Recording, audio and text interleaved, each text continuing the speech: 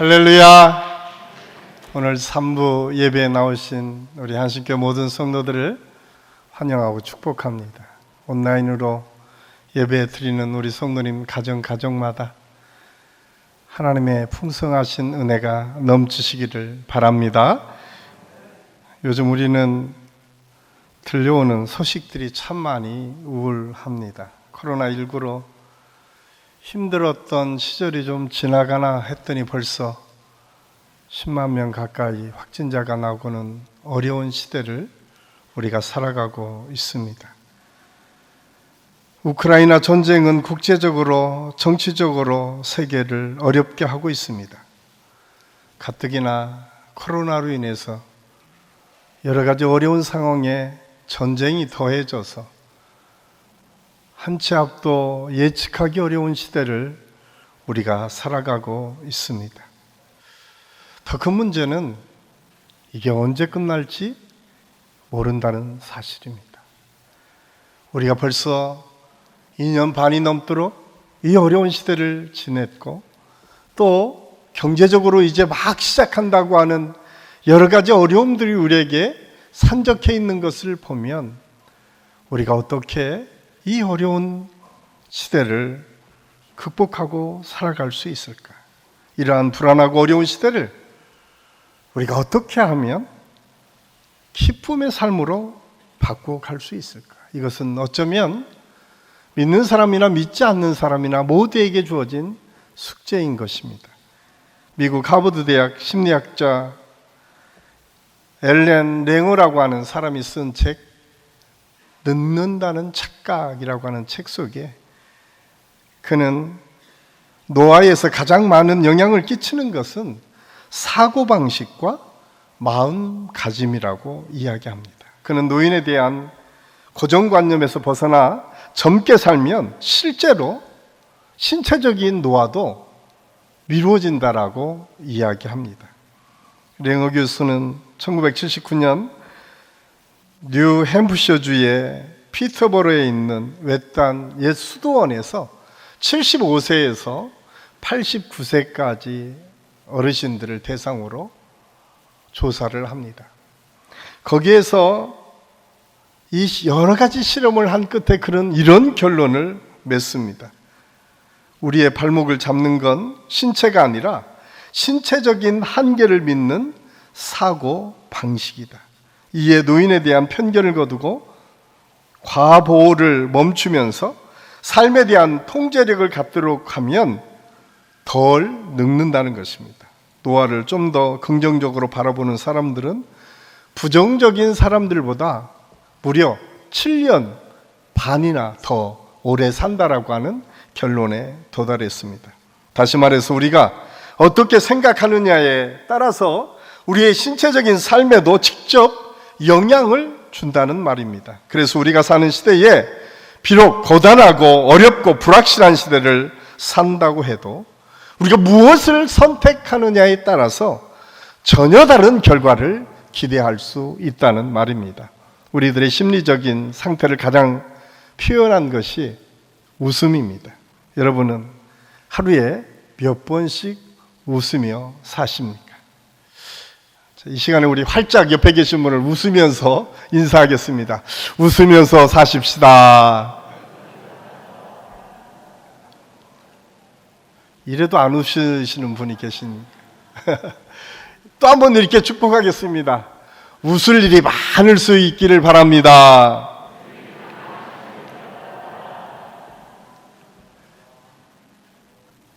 참 웃기 어렵죠?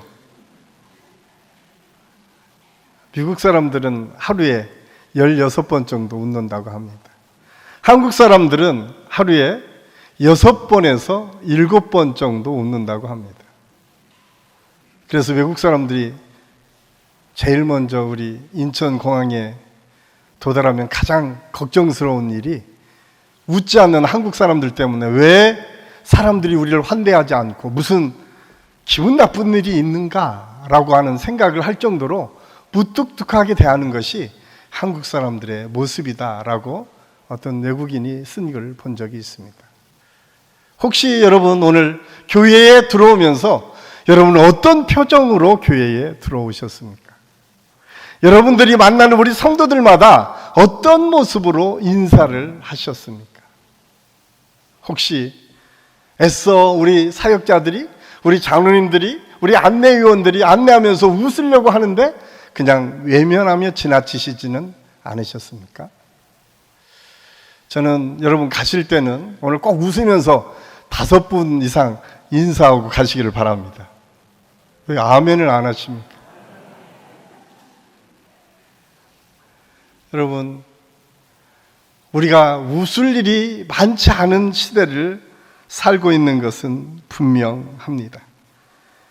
그런데 여러분, 우리가 웃어도 보통 웃는 시간을 보면 10초 정도 웃는다고 이야기합니다. 그러면 우리가 하루 종일 웃는 시간을 따져보니까 1분도 넘지 않는다는 거예요. 어떤 사람이 또 이걸 통계적으로 따져봤어요. 80년을 산다고 하니까 웃는 것을 한 20일 정도 웃는다는 거예요. 별로 놀라지도 안 하시는 거예요. 여러분, 일을 하는데 26년, 잠자는데 22년, 근심 걱정에 6년 7개월, 화장실에서 3년 반.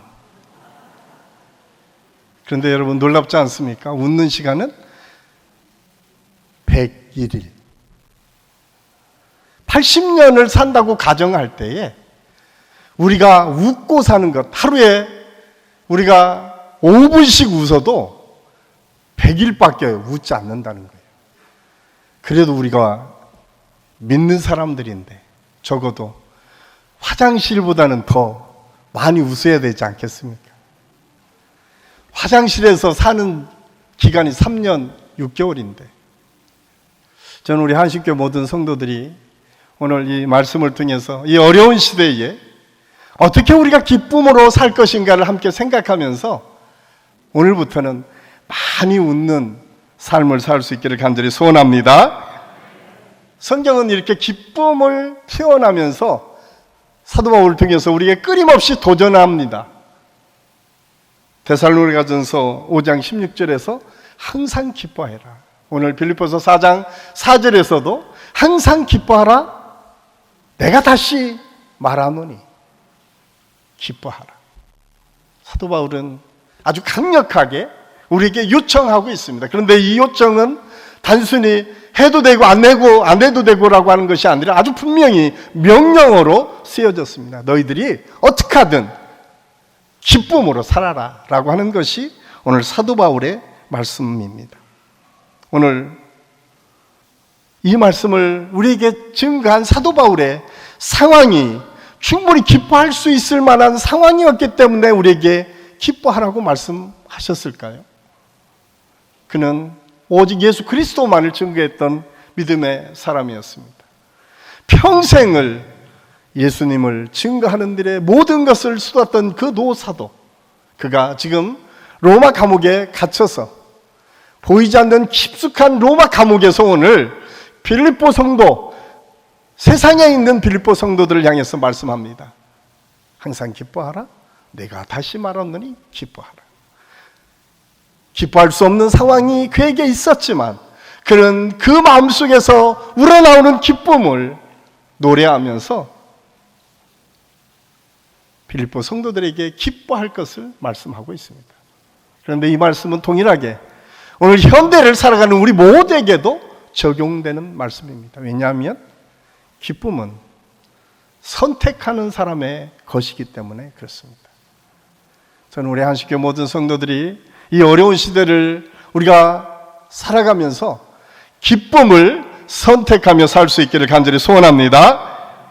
사도 바울은 오늘 이 말씀을 통해서 기뻐하는 것은 단순히 선택하는 것에서부터 시작함을 말씀하고 있습니다. 사실 우리가 이 세상을 살다 보면 기쁜 일보다는 슬픈 일, 괴로운 일, 어려운 일들을 더 많이 경험하게 됩니다. 과거의 실패, 인간관계의 어려움, 질병, 사랑하는 사람들의 죽음, 이 모든 것들이 우리로 하여금 웃을 수 없도록 만드는 환경에 처해 있을 때가 더 많이 있는 것을 우리가 발견하게 됩니다. 그럼에도 불구하고 오늘 성경은 우리에게 기쁨을 선택하라고 말씀하고 있습니다. 슈퍼마켓에서 일하는 존이라고 하는 사람이 있었습니다. 그는 계산대에서 계산을 해주면서 물건을 담아주는 점원이었습니다. 아주 평범한 점원. 그는 어느 날 책을 한 권 읽었는데 그 책 속에서 어떤 상황에서도 내가 뭔가를 선택했을 때 더 긍정적인 효과를 얻을 것이다 라고 하는 이야기를 들었습니다. 그리고 그가 그 같은 점원들에게 얘기했어요. 내가 어떤 책을 보니까 이렇게 선택하는 대로 내 삶을 바꿀 수 있다고 이야기하는데 우리 한번 그렇게 해볼까? 그러자 거기에 있는 점원들이 그렇게 얘기합니다. 우리는 물건을 담아주는 기계와 마찬가지야. 기분 좋은 사람들이 팁을 좀 더 주면 그때 기쁨을 누리는 거지. 무슨 우리가 의도적으로 산다고 해서 그 기쁨을 누릴 수 있겠어? 라고 퉁명스럽게 이야기합니다.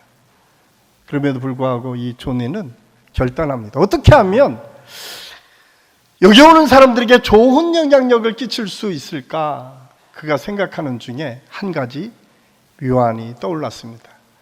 카드를 하나 작성해서 오늘의 생각, 좋은 문구, 좋은 글귀들을 써서 카드를 정성스럽게 적어서 거기에 슈퍼마켓에서 오는 사람들에게 이 물건을 싸주면서 거기에 카드 하나씩을 넣어 주었습니다. 처음에는 시큰둥한 반응이었지만 시간이 지나면서 점점점 이 존이라고 하는 사람의 줄에 사람이 많은 것을 발견하게 되었습니다. 왜냐하면 그 오늘의 생각들을 읽어가면서 많은 사람들이 기분이 좋아지는 것을 경험했기 때문에 어느 날 지점장이 그 슈퍼마켓을 지나가다가 보니까 존이가 있는 길에만 2배, 3배의 사람들이 서 있는 거예요. 그래서 가서 지점장이 이야기합니다. 뚝 잘라서 이쪽으로 가시죠. 그러니까 그 사람들 아니 괜찮습니다. 우리가 여기서 기다렸다가 가겠습니다. 그래서 그 이유를 자세히 살펴보니까 존이라고 하는 이 사람이 쓴 카드를 받기 위해서 시간을 그렇게 투자한다라고 하는 사실을 그가 깨닫게 되었습니다. 그리고 나서 그는 이 존이를 다시 그 점원 중에 책임자로 세웠다라고 하는 이야기입니다. 조그만 열정을 가지고 그 기쁨을 나누기 시작하니까 그 직장에서 그는 성공적인 인생을 시작할 수 있었다라고 그는 이야기하고 있습니다. 기쁨은 선택입니다. 기뻐할 만한 상황이기 때문에 기뻐하는 것이 아니라 어떠한 상황이든 기쁨을 선택하면 웃을 수 있고 웃음을 통해서 행복할 수 있습니다.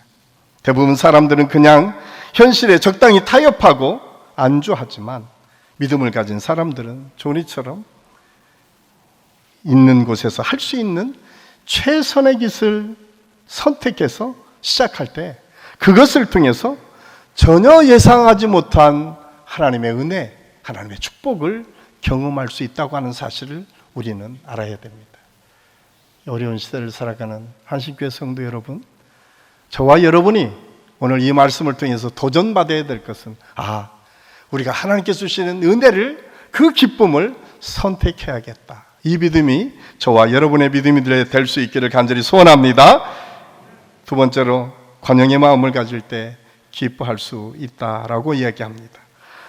5절에 관용으로 번역된 에피케스라고 하는 헬라어는 뭐뭐에 대하여라고 하는 전치사 에피와 복종하다라고 하는 의미의 동사 에피코라고 하는 단어가 합성되어서 만들어진 단어입니다. 문자적으로 보면 어떤 대상에 대해서 자신의 우월성을 내세우지 않는다는 의미에서 부드러움, 인내, 타당성 등을 뜻합니다. 아마도 오늘 본문에서는 사도 바울이 넓은 마음을 가지고 모든 사람을 포용할 것을 말하면서 이 관용이라고 하는 단어를 사용하고 있습니다. 사도 바울은 오늘 이 말씀을 통해서 참 어려운 시대를 살아가는 사람에게 관용의 마음을 베풀 것을 말씀하고 있어요. 그런데 이 관용은 사실 가장 많이 알려진 나라가 프랑스입니다. 톨레랑스라고 하는 프랑스어의 이 관용의 의미는 어쩌면 프랑스라고 하는 나라의 이 문화를 만들어가는데 아주 중요한 역할을 합니다. 모두를 존중해 주는 마음, 상대방을 인정하고 존중해 주는 마음을 갖는 것, 이것이 톨레랑스라고 하는 관용의 의미 속에 담겨져 있습니다. 우리가 잘 아는 볼테르라고 하는 시인은 이렇게 이야기합니다. 당신이 하는 말에 찬성하지는 않지만 당신이 그에게 말할 권리를 지켜주기 위해서라면 내 목숨이라도 기꺼이 내놓겠다. 이 말은 무엇입니까? 나 네 말에 동의할 수 없어. 네가 하는 것 옳다고 생각하지 않아. 그런데 네가 그 말을 할 수 있는 자유를 갖기 위해서는 내가 목숨 걸고 지켜줄게 라고 얘기합니다. 우리가 가끔 교회 안에서, 가정 안에서 말을 할 때에 상대를 존중하지 않고 무리하게 무시하면서 말할 때가 참 많이 있습니다. 그런데 이 톨레랑스는 기다려주고 들어주고 스스로를 존중해주고 그 모든 것을 인정해주는 것에서부터 관용이 시작됨을 우리에게 가르쳐주고 있습니다. 오늘 성경이 관용을 통해서 기쁨으로 바뀔 수 있는 그런 능력을 소유할 수 있다고 말하는 이유가 여기에 있습니다. 예수님께서도 가늠한 현장에서 가늠한 여인이 잡혀왔을 때 말씀하십니다. 나도 너희를 정죄하지 않겠다. 그런데 그것으로 끝나지 않습니다. 예수님은 이어서 다시는 이런 죄를 범하지 말라라고 말씀하고 있어요. 무엇인가 지적하고 문제를 제기함으로 그 사람이 바뀌는 것이 아니라 그를 존중해주고 무엇이 잘못된지를 가르쳐주면서 그 사람이 바뀌어지는 것들을 경험할 수 있었다라고 하는 사실입니다. 오늘 본문에서 사도 바울은 너희 관용의 마음을 모든 사람에게 알게 하라고 말씀하시면서 또 하나 팁을 우리에게 주십니다. 그것은 주께서 가까우시니라. 사실 우리가 관용의 마음, 내가 편하고 좋을 때, 기분 좋을 때는 다 관용의 마음을 가지고 얘기할 수 있습니다. 그런데 내가 좀 기분이 나쁘고 내 상황이 안 좋아지면 관용의 마음을 갖기란 참 쉽지 않습니다. 그런데 오늘 빌립보에 있는 성도들의 상황은 결코 쉬운 일이 아니었습니다. 왜냐하면 거기에는 율법주의자들 때문에 늘 교회 안에 분쟁이 있었습니다. 이교도들이 말씀을 가지고 늘 공격하는 그런 상황이었습니다. 그럼에도 불구하고 그들이 관용의 마음을 가질 수 있었던 것은 무엇인가? 그것은 주께서 가까우시니라. 이 종말론적인 신앙을 가질 때에 마지막 때를 기대하고 소망하면서 하나님께서 심판주로 오실 그날을 무섭게 기다리는 그 믿음을 가질 때에 관용의 마음을 가질 수 있다고 사도 바울은 오늘 우리에게 말씀해주고 있습니다. 종말론적 신앙의 핵심은 하나님께서 심판하신다라고 하는 의미입니다. 전적으로 하나님의 주권이 이 땅에 이루어지는 것을 철저하게 믿는 것, 이것이 종말론적인 신앙입니다. 아무리 지금 악한 세력들이 판치고 모든 것을 집어삼킬 만큼 무섭게 달려든다 할지라도 결국은 예수 그리스도를 믿는 사람, 하나님의 뜻을 이루려고 하는 사람들이 승리할 수밖에 없다라고 하는 아주 분명한 믿음이 있었기에 그들은 그 상황에서도 관용의 마음을 가질 수 있었다라고 성경은 우리에게 말씀해주고 있습니다. 그래서 야고보서 5장 7절에서는 이렇게 우리에게 말씀하고 있습니다. 우리 함께 읽겠습니다. 그러므로 형제들아 주께서 강림하시기까지 길이 참으라. 보라 농부가 땅에서 나는 귀한 열매를 바라고 길이 참아 이른 비와 늦은 비를 기다리나니. 그렇습니다. 종말의 때를 기대하고 소망하는 사람은 참을 수 있습니다. 인내할 수 있습니다. 왜? 귀한 열매를 참고 기다린 자에게 주신다는 하나님의 약속이 있기 때문에 그렇습니다. 야고보서 3장 17절 18절 말씀은 이렇게 말합니다. 오직 이로부터 난 지혜는 첫째 성결하고 다음에 화평하고 관용하고 양순하며 긍휼과 선한 열매가 가득하고 편견과 거짓이 없나니 화평하게 하는 자들은 화평으로 심어 의의 열매를 거두니라. 여러분, 하나님께서 주시는 지혜라는 거예요. 관용은 이 세상에서 얻을 수 있는 것이 아니라 하나님께로부터 오는 지혜다라고 우리에게 말씀해주고 있습니다. 그리고 그 관용은 화평을 이루게 하고 의의 열매를 반드시 거두게 하는 능력이 그 속에 담겨져 있음을 우리에게 말씀해주고 있습니다. 사랑하는 한신교회 성도 여러분, 지금 삶이 지치고 힘드십니까? 그러면 하늘로부터 오는 지혜를 구하십시오. 그 관용을 기대하고 소망하십시오.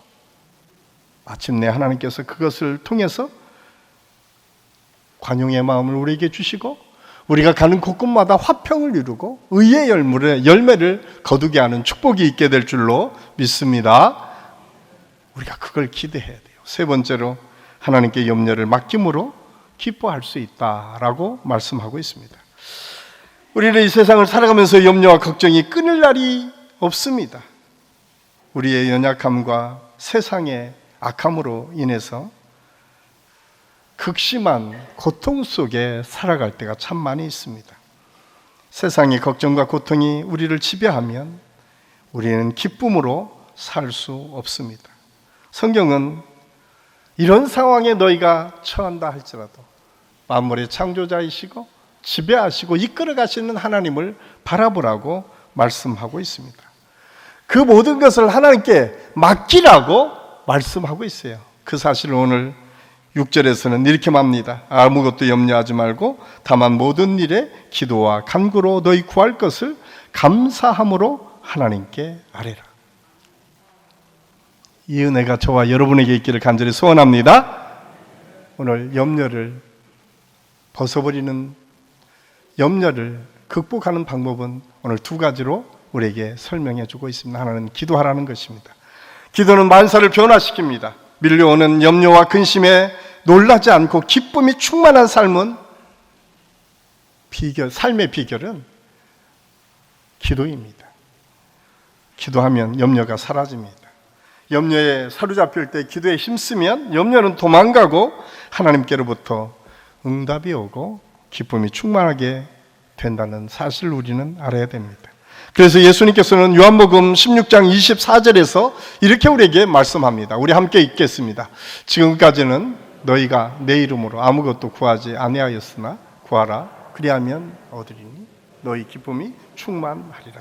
예수님께서 너희 기쁨이 충만하리라 말씀하신 것은 구할 때에, 하나님께 기도할 때에, 예수 그리스도의 이름으로 기도할 때에 그런 기쁨을 얻을 수 있게 된다고 말씀하고 있습니다. 또 하나는 염려를 이기는 방법은 감사다라고 말씀하고 있습니다. 감사는 온전히 하나님을 신뢰할 때에 가능합니다. 베드로 사도는 베드로전서 1장 6절 7절에서 이렇게 우리에게 말씀하고 있습니다. 우리 함께 읽겠습니다. 그러므로 너희가 이제 여러 가지 시험으로 말미암아 잠깐 금심하게 되지 않을 수 없으나 오히려 크게 기뻐하는도다. 너희 믿음의 확실함은 불로 연단하여도 없어질 금보다 더 귀하여 예수 그리스도께서 나타나실 때에 칭찬과 영광과 존귀를 얻게 할 것이니라. 아멘. 감사 기도는 하나님의 은혜를 통해서 시험이 오고 근심이 오고 걱정스러운 일이 많을 때, 물론 잠깐 그렇게 될 수는 있을 것이다. 그러나 궁극적으로 오늘 성경은 마침내 예수님의 칭찬을 듣게 되고 존귀와 영광을 받게 되는 자리까지 나갈 수 있음을 말씀하고 있습니다. 이런 믿음으로 살았던 사람이 있습니다. 바로 다니엘입니다. 바벨론 포로 중에 오랫동안 믿음을 지켰던 다니엘, 그를 시기하고 질투하는 사람들이 다니엘을 모함해서 왕의 조서를 받아 죽이려고 하는 그 순간에도 그는 한결같은 마음으로 감사 기도를 드렸습니다. 이 모습을 다니엘서 6장 10절은 이렇게 기록하고 있습니다. 우리 함께 읽겠습니다.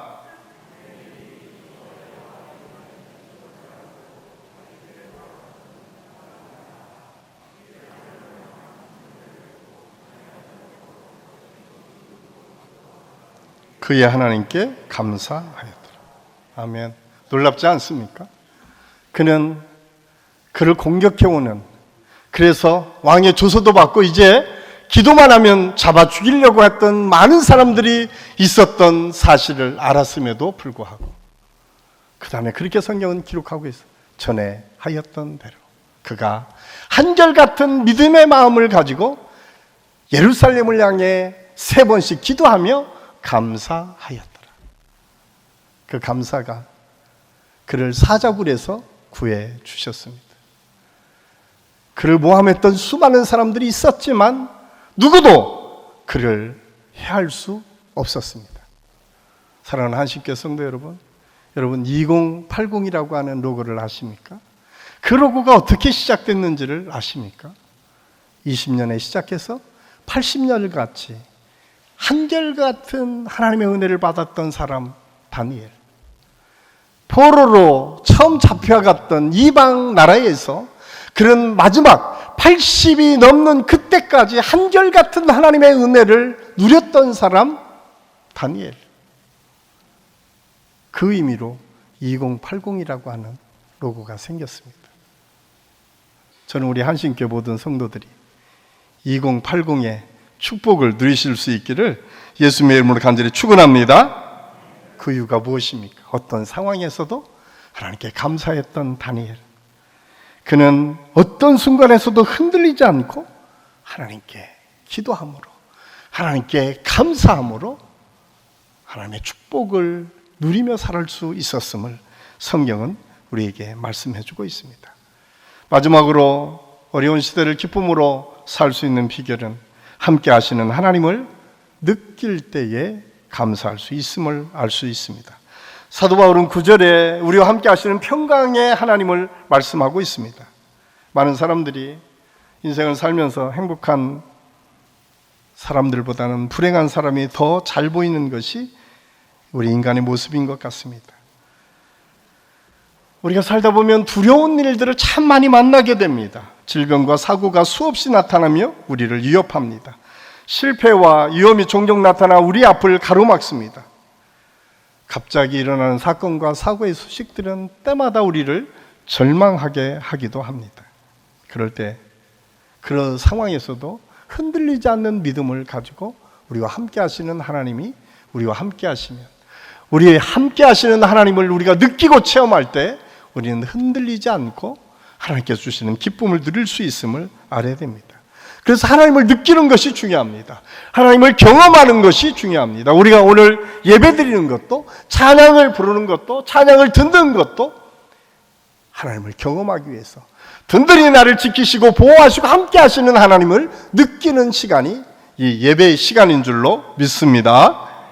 아모스 8장 3장 8절 말씀에 보면 두 사람이 의합지 못하고야 어찌 동행하겠으며, 이 말씀의 뜻은 하나님의 뜻대로 살아야 네가 하나님과 함께 동행하지 않겠느냐, 이 말입니다. 그렇습니다. 내 뜻을 포기하고 아버지의 뜻을 이루며 사는 사람, 그 사람에게 하나님께서 은혜를 베푸실 뿐만 아니라 그 사람에게 어려운 시대에 기쁨으로 살 수 있는 은혜를 주신다고 하는 사실을 알아야 됩니다. 무디라고 하는 위대한 믿음의 사람이 있습니다. 그가 어느 날 한 사람이 그에게 물었습니다. 성경을 읽다가 잘 깨달아지지 않고 하나님이 의심이 되면 어떻게 하죠? 그러자 무디가 말했습니다. 그럴 때에는 성경책을 놓고 밖으로 나가 전도하십시오. 지나가는 손수레라도 밀어주십시오. 무슨 일이든지 찾아서 봉사를 하세요. 그리고 돌아와서 성경을 읽으면 해석이 잘 될 것입니다. 이것은 무슨 의미입니까?